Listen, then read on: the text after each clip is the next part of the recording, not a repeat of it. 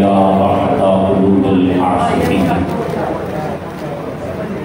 आज की ये खूबसूरत अज़मत इमाम हुसैन रज़ियल्लाहु तआला अन्हु कॉन्फ्रेंस उस्ताद गिरामी, उस्ताद उलमा, फ़ख्रुल असातिज़ा, फ़ख्रुल मुदर्रिसीन, सय्यदी व सनदी उस्तादी हज़रत अल्लामा साहिबजादा पीर सैयद मुज़फ़्फ़र हुसैन शाह साहिब आलमी शाज़ली, आपके इस मुक़द्दस आस्थाने पर इनेकाद पसीर है। मैं वैसे तो लिखा हुआ था खुतबा इस्तिक़बालिया, लेकिन जिनका इस्तिक़बाल करना था वो खिताब करके चले गए। बहरहाल एक निस्बत की का कायदा और कुलिया और उसके बाद एक आले बैत की मोहब्बत के हवाले से बात है। दो बातें उम्मीद है 12 मिनट में मुकम्मल हो जाएंगी। नबी पाक सल्लल्लाहु अलैहि वसल्लम के ज़माने जैसा कोई दूसरा ज़माना नहीं हो सकता। इस बहाने कहने की वैसे आदत है सवाब के लिए, लेकिन तकरीर के दौरान ना भी कहने तो मुझे कोई आपसे गिरा नहीं है। नबी पाक सल्लल्लाहु अलैहि वसल्लम के ज़माने जैसा कोई दूसरा ज़माना हो सकता है? हुजूर के ज़माने पर तनकीद कर सकते हैं? हुजूर के ज़माने पर भी तनकीद नहीं कर सकते। हज़रत अली मुर्तज़ा शेर खुदा करमल्लाहु तआला वजहुल करीम ये रिवायत सुनाकर आपको ये अर्ज करने की कोशिश करूंगा, समझाने की कोशिश करूंगा कि सय्यदी रसूलुल्लाह सल्लल्लाहु अलैहि वसल्लम के चेहरे की ताबानियत कितनी है।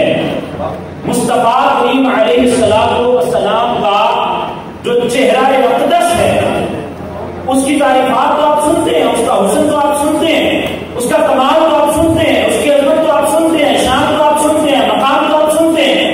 हुजूर नबी पाक सल्लल्लाहु अलैहि वसल्लम के हुस्न के अंदर जान निकली है। और ये जो लफ्ज आप सुनते हो कि मालिक करीम सल्लल्लाहु अलैहि वसल्लम जाने कायनात है, किस अंदाज के साथ जाने कायनात है? वो जाने जहान है, जान के अंदर भी जहान है, तो उनके दम कदम से है। मौला अली शेर खुदा की ये बात आपने बकसरत सुनी होगी, या रसूलुल्लाह कहने की दलील पर हम ये रिवायत पेश करते हैं, मगर सुनो कि ये कितना ऊंचा, इससे एक साबित हो रहा है मसला कि सैयदना अली मुर्तज़ा शेर खुदा करमल्लाहु तआला वजहुल करीम फरमाते हैं कि हम नबी पाक सल्लल्लाहु अलैहि वसल्लम के साथ जब खरजना रसूलुल्लाह सल्लल्लाहु अलैहि वसल्लम, जब नबी पाक सल्लल्लाहु अलैहि वसल्लम के साथ हम मक्का की गलियों में निकला करते थे तो हम क्या सुनते थे? पत्थर ये कहा करते थे अस्सलातु वस्सलामु अलैका या रसूलल्लाह। यार देख, पत्थर को ज़बान अता हुई है, पत्थर क्या माजी में जिंदगी रखता था? क्या हाल में जिंदगी रखता है? क्या मुस्तकबिल में पत्थर को जिंदगी मिलेगी? पत्थर के अंदर जिंदगी की कोई सिफत नहीं पाई जाती। पत्थर न देख सकता है, न सुन सकता है, न बोल सकता है, जिंदगी का कोई बस पत्थर के अंदर मौजूद नहीं। तो यार गौर कर कि जिसके अंदर जिंदगी का कोई बस मौजूद नहीं, वो चेहरा मुस्तफा देख ले तो अल्लाह उसे जिंदगी अता फरमा देता है। और याद रख, जिसके अंदर वस्ले जिंदगी में मौजूद है, वस्ले हयात भी मौजूद है, जो बोल भी सकता है, सुन भी सकता है, कलाम भी कर सकता है, जो जान भी दे सकता है, जिसने रसूलुल्लाह का कलेमा पढ़ा, कलेमा पढ़ के चेहरा दुआ की ज़ियारत की, अपना माल, जान, औलाद, तन, मन, धन सब रसूलुल्लाह पे फिदा कर दिया, तो बात करना उसे इनाम दे, अल्लाह कितना बड़ा इनाम अता फरमाएगा। नारे तकबीर, अल्लाहू अकबर, नारे रिसालत,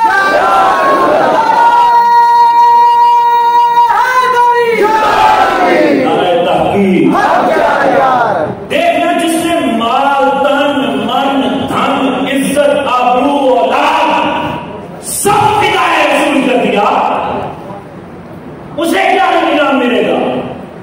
पत्थर पर तो हुजूर ने कदम भी नहीं रखा, सिर्फ पत्थर में चेहरा दुआ देखा है, अल्लाह ने वस्फ़े जिंदगी अता फरमाया। बेजान है ना? जानदार बोलता है, बेजान बोलता तो नहीं ना? जानदार बोलता तो नहीं, बेजान बोले, बेजान रसूलुल्लाह के चेहरा पर देखे तो उसमें जान आ जाए। ईमान वाले ने चेहरा दुआ देखा तो अल्लाह ने फरमाया कुल्लु वअदल्लाहु हुस्ना।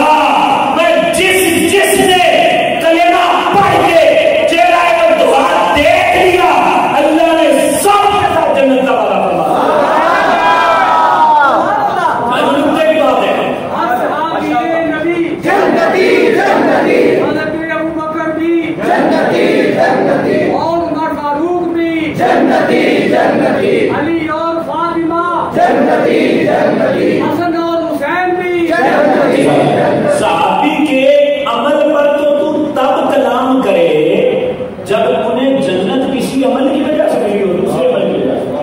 جنت صحابی کو ملی کیوں ہے؟ کس عمل کی وجہ سے ملی ہے؟ جو عمل کوئی قیامت تک بھی نہیں کر سکتا دوسرا صحابی کے علاوہ، کہ انہوں نے کیا بڑا عمل کیا؟ سب سے بڑا عمل یہ کیا کہ انہوں نے رب کے محبوب کا چہرہ دیکھا ہے۔ اللہ نے چہرہ دیکھنے کے بدلے انہیں جنت عطا فرمائی ہے۔ حضور کا ہر صحابی کیا ہے؟ ہر صحابی کیا ہے؟ جنتی۔ پتہ چلا جہاں لفظ صحابی آ جائے وہاں تنقید سننی، وہاں تنقید کرنی، وہاں صرف تعریف سننی ہے، تعریف ایک مسئلہ۔ دوسرا، قل لا اسألكم عليه اجرا الا المودة في القربى۔ مودت فی القربى، اہل بیت کی محبت، یہ ڈیمانڈ ہے اہل بیت کے ساتھ محبت کی جائے۔ محبت کریں گے تو ملے گا کیا؟ اللہ نے اہل بیت کو کتنی اونچی شانیں عطا فرمائی ہیں، ابھی آپ بعد میں بھی سنیں گے، پہلے بھی آپ نے سنا۔ یہاں صرف ایک بات کہ اہل بیت اور آل رسول کے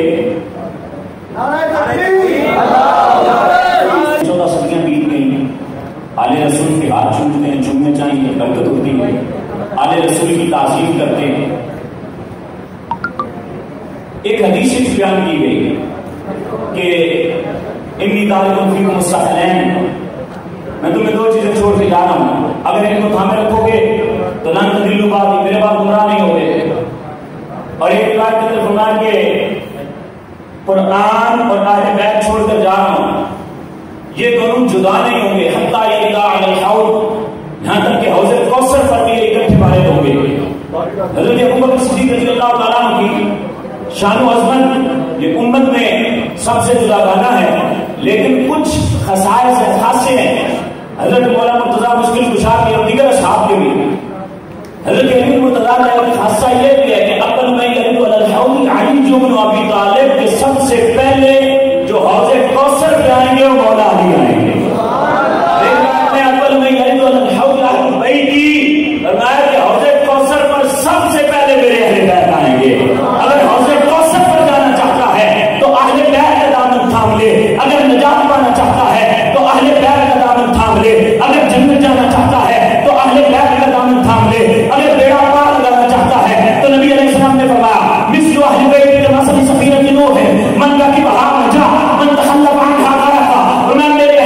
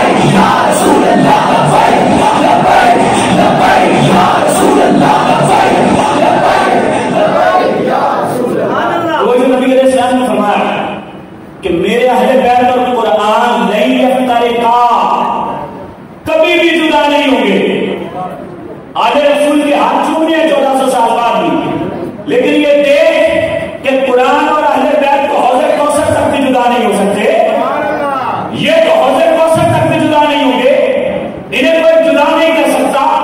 قرآن میں اور اہل بیت رسول میں، آل رسول میں جدائی ہو سکتی نہیں۔ کم از کم اتنا ضرور ہوگا کہ اہل بیت کا فرق قرآن کے کسی ایک حرف کا بھی منکر ہو سکتا نہیں، اس کا یہ اعتقاد نہیں ہوگا کہ نبی پاک قرآن کو توحید الائمۃ الطاہرون، اس عقیدے والا اہل بیت ہو سکتا نہیں۔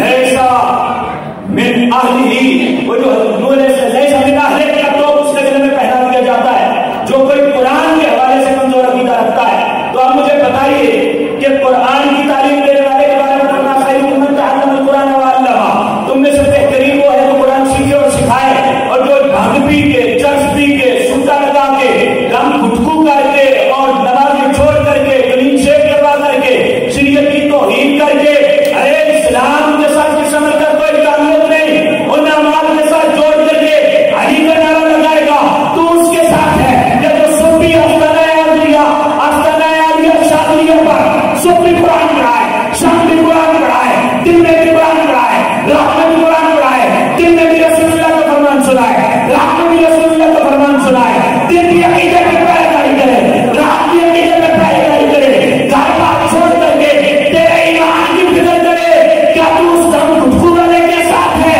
یا قرآن پڑھا کے پھر عقیدہ علی کا نعرہ لگانے والے کے ساتھ ہے؟ اور کس کے ساتھ ہے تیرا عقیدہ؟ اور نعرہ حیدری یہاں لگے جہاں قرآن پڑھایا جاتا ہے تو نعرہ حیدری کا اصل سرور ہی تب آتا ہے۔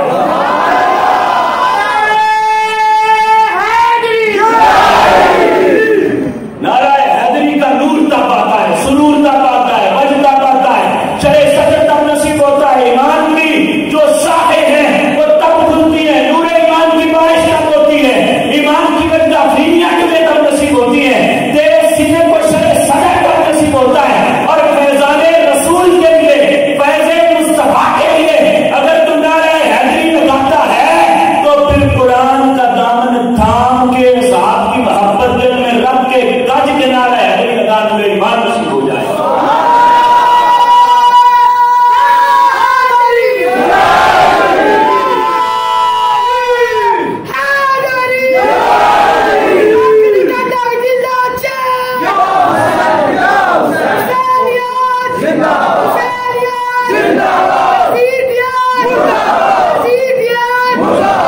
آل رسول کے ہاتھ چومنے ہیں، لیکن وہ آل رسول جو قرآن پڑھا رہے ہیں، جو حدیث پڑھا رہے ہیں، جنہوں نے درباروں کو لوٹنے کا پروگرام بنایا ہوا ہے۔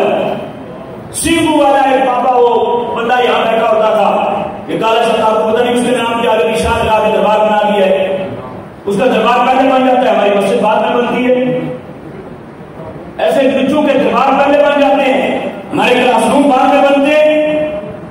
دیکھو اسے نہ بندہ کتنا بڑا بیٹھا ہوا ہے، قدر والوں سے قدر پوچھو نا، پھر تمہیں پتا چلے کہ قدر کیا ہوتی ہے، علم کیا ہوتا ہے، علم کیا ہوتا ہے۔ کم سنی سے لے کر سلا سنی سے لے کر آج تک فکر گھر کی نہیں کی، فکر کی ہے تو دین مدینے رسول کی ہے۔ قدر والوں سے قدر پوچھو، پھر تمہیں پتا چلے کہ حضرت استاد گرامی کی قدر کیا ہے، اور ہمیں یہاں کس وارفتگی کے ساتھ کام کرنا ہے، محنت کرنی ہے، دست و بازو بننا ہے۔ لا سلم علیہ جنین المودۃ فی القربا، وہ قربا جو آج بھی حسین منی وانا من الحسین کا فیض تمہیں تقسیم کر رہے ہیں۔ یہ حسین منی وانا من الحسین کا مطلب کیا ہے؟ وہ مطلب ما اتنا یا ما اتنا ابن تھی، اس سے مراد وہ نسب والا مطلب جو ہے نا وہ اس میں بیان ہو گیا، اتنا یا ما اتنا ابن تھی، حسین منی وانا من الحسین۔ اس کا معنی کیا ہے؟ اس کا مطلب یہ ہے، مثال سمجھو، سورج اور روشنی یہ جدا جدا نہیں ہے، لیکن کیا سورج سے جو روشنی آتی ہے اس روشنی کو سورج کہہ سکتے ہیں؟ سادہ مثال لے لو، یہ لائٹ ہے، لائٹ لگی ہوئی ہے، لائٹ سے جو نکل رہی ہے وہ بھی لائٹ ہے، روشنی۔ ہم اسے اردو میں بیان کرنے کے بلب ہے، اور یہ جو ہمیں ایک دوسرے کو دکھا رہے ہیں. یہ کیا ہے؟ روشنی. بلب روشنی سے جدا ہو سکتا ہے؟ بلب روشنی سے جدا ہو سکتا ہے؟ لیکن کیا روشنی کو بلب کہہ سکتے ہیں؟ بلب کو روشنی کہہ سکتے ہیں؟ یہ ایک دوسرے کی جگہ نہیں آ سکتے، لیکن ایک دوسرے سے جدا بھی نہیں ہو سکتے. بلا تشبیہ بلا تمثیل نبی کریم صلی اللہ علیہ وسلم کی ذات پاک کو سورج کے ساتھ اگر تشبیہ دی جائے، نبی پاک صلی اللہ تعالی علیہ وسلم کی ذات پاک کو اس انداز کے ساتھ دیا جائے کہ حضور مرکز نور ہے، تو اس مرکز نور سے نکلنے والے نور کو حسین کہا جاتا ہے. نہ حسین میرا عین نہیں، نہ میں حسین، نہ حسین محمد ہو سکتا ہے، لیکن یاد رکھیے حسین محمد سے جدا نہیں، محمد حسین سے جدا.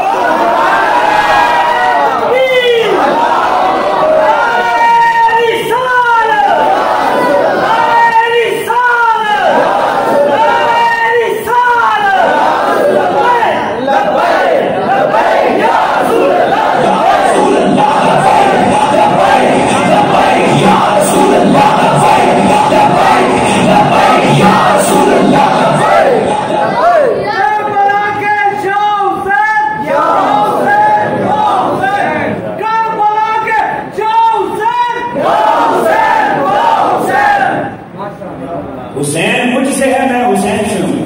اہل بیت پاک خاص طور پر حضرات حسنین کریمین طیبین طاہرین نجیبین شریفین کریمین، یہ عکس رسول ہیں، یہ عکس حسن رسول ہیں، یہ آئینہ جمال رسول ہیں، یہ مظہر کمال رسول ہیں، یہ حسین تتمہ شہادت رسول ہیں، یہ عکس رسول ہیں.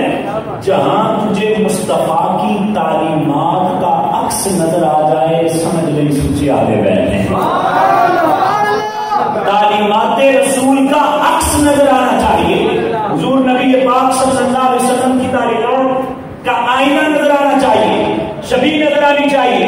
نبی پاک صلی اللہ علیہ وسلم کے پیارے شہزادگان ایک ساتھ سے لے کر سینے تک، دوسرے سینے سے لے کر پاؤں تک مشابہ ہے، انہیں شبیہ رسول کہا جاتا ہے. پھر آگے آگے حضرت امام علی اکبر نبی علیہ السلام کی شبیہ ہیں. پھر حضرت امام علی رضا نبی پاک صلی اللہ علیہ وسلم کی شبیہ ہیں. امام علی رضا کا آخری واقعہ اور بات ختم کرتے ہیں. امام علی رضا رضی اللہ تعالیٰ عنہ آپ کسی دوسرے شہر میں آئے حدیث شریف سنانے کے لیے، تو دوسرے شہر میں آئے تو وہاں حدیث کے جتنے طلباء تھے، آئمہ تھے، تو بڑے بڑے محدثین اونچے درجے کے وہ بھی آئے ہوئے تھے، ہزاروں کا مجمع تھا. اہل بیت جہاں آئیں وہاں علم کا طالب آنا چاہیے.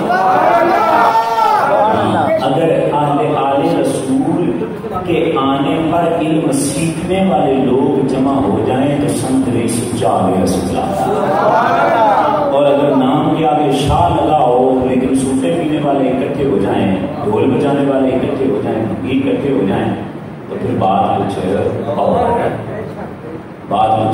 اور امام علی رضا یہ آل رسول ہوتے ہیں، یہ مشابہت رسول صلی اللہ علیہ وسلم ہے. حضور نبی پاک صلی اللہ علیہ وسلم کی شبیہ تھے حضرت امام علی رضا. آپ کچاوے کے اندر تھے تو لوگوں نے اس کی عالیزہ پردہ ہٹایا جائے، زیارت کروایا جائے. یہ آئینہ رخ مصطفیٰ ہمیں بھی دکھایا جائے. حضرت امام علی رضا نے حکم دیا کچاوے کے پردے ہٹا دیے جائیں. پڑھے لکھے لوگ تھے، انہوں نے نبی علیہ السلام کا حلیہ مبارک پڑھا ہوا تھا کہ حضور کی سلطیں ایسی تھی، آنکھیں ایسی تھی، رخسار ایسے تھے، ہونٹ ایسے تھے، مصطفیٰ کے ابرو ایسے تھے، حضور کی پیشانی ایسے چمکا کرتی تھی. جب انہوں نے دیکھا تو پہلی نظر میں وہی چمک نظر آئی جو کتابوں میں لکھی تھی حلیہ مصطفیٰ کے لحاظ سے. جب لوگوں نے دیکھا تو ان کے چیخیں نکل گئی اور لوٹ پوٹ ہونے لگے کہ کیا رسول اللہ صلی اللہ علیہ وسلم دل وغیر ہو گئے، یہ تو بالکل شبیہ مصطفیٰ ہیں. حضرت امام علی رضا سے محدثین نے گزارش کی کہ ہمیں حدیث شریف سنائی جائے، تو لوگوں کی چیخیں اتنی تھیں، اس قدر لوگ رو رہے تھے. وجد آخری کیفیت تھی، حقیقی وجد میں تھے، لوگ اپنا گم کر بیٹھے تھے، وارفتگی کی انتہا تھی. حضرت امام علی رضا کی صورت پہ لوگ فدا ہو گئے تھے. سید تھا، سونا بھی تھا. اور اس سید کا عمل کیا تھا؟ عمل یہ تھا، لوگ منتیں کس واسطے کر رہے ہیں؟ محدثین ہاتھ جوڑ رہے ہیں، آقا اپنے نبی کی اپنے اجداد کی سند کے ساتھ کوئی حدیث تو سنا دیں، حدیث تو سنا دیں. سادات سے یہ ڈیمانڈ ہونی چاہیے. سادات کے پاس ادا کرنے کے لیے یہ ہونا چاہیے. یہ سادات کی ذمہ داری بنتی ہے، اور جو سادات ذمہ داری کو ادا کر رہے ہیں ان کی قدر کرو، ان کے دست و بازو بنو، ان کے پیچھے چلو. حضرت امام علی رضا نے حدیث سنائی، فرمایا حدثنی ابی موسیٰ القاسم قال حدثنی ابی سیدنا جعفر الصادق قال حدثني ابي سيدنا محمد الباقر قال حدثني ابي سيد علي بن حسين قال حدثني ابي حسين بن علي قال حدثني ابي علي بن ابي طالب علي بن حسين قال حدثني ابي حسين بن علي قال حدثني ابي علي بن ابي طالب قال حدثني رسول الله صلى الله عليه وسلم قال حدثني جبريل قال الله تعالى. دیکھیں سارے اجداد کے نام لے لیے. اب میں وہ روایت نہیں سناؤں گا. امام احمد بن حنبل فرماتے ہیں یہ ہماری محبت اہل بیت ہے. محبت اہل بیت لینے کے لیے یہ پھاٹک کے پار جانا ضروری وہاں ڈھونگ گئے یہاں اصل ہے، وہاں ڈھونگ گئے یہاں اصل ہے. یہ ہمارا نظریہ ہے. میں ان پاک اماموں پاک امام کیا ہے؟ بولو امام کیا ہے؟ امام کیا ہے؟ حضور کی آل کیا ہے؟ حضور کے اصحاب کیا ہیں؟ حضور کے صحابہ بھی پاک ہیں، اہل بیت بھی پاک ہیں، آل بھی پاک ہے. تیری نسل پاک میں ہے بچہ بچہ نور کا، غیر نور تیرا سب گھرانہ نور کا.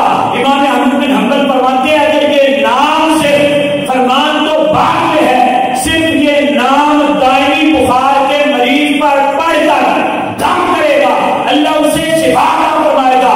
بلکہ یہاں تک کہا کہ اگر تو کسی پاگل کے پڑھ کے دم کرے گا اللہ اسے شفا عطا فرمائے گا.